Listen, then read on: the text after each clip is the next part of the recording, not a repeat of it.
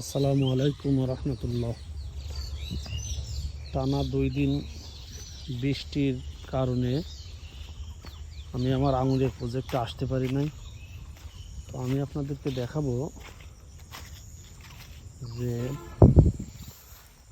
2 দিন বৃষ্টি হওয়ার পরও আমার আঙুরের গাছের অবস্থাটা কী।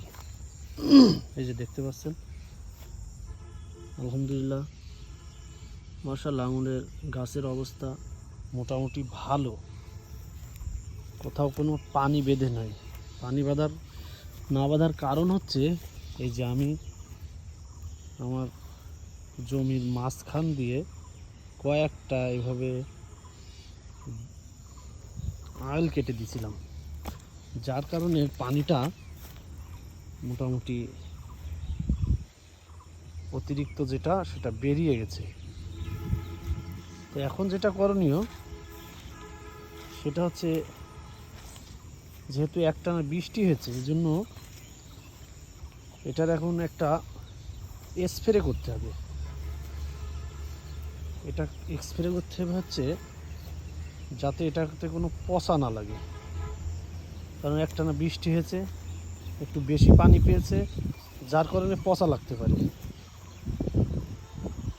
তো আজ দেখাবো যে আমরা উপরে মাচা করার জন্য আমরা অলরেডি পিলার, চতুর্দিক থেকে পিলার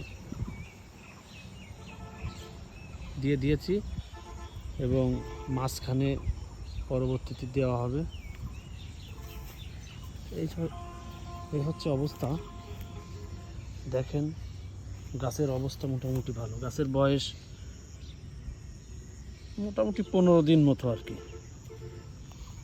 তো গাছের আপনারাও জানাবেন আমার গাছের কোনো প্রবলেম আছে কি না, কোনো সমস্যা আছে কি না। এই যে হালকা দেখা যাচ্ছে পাতায় কালো কালো দাগ বা এই যে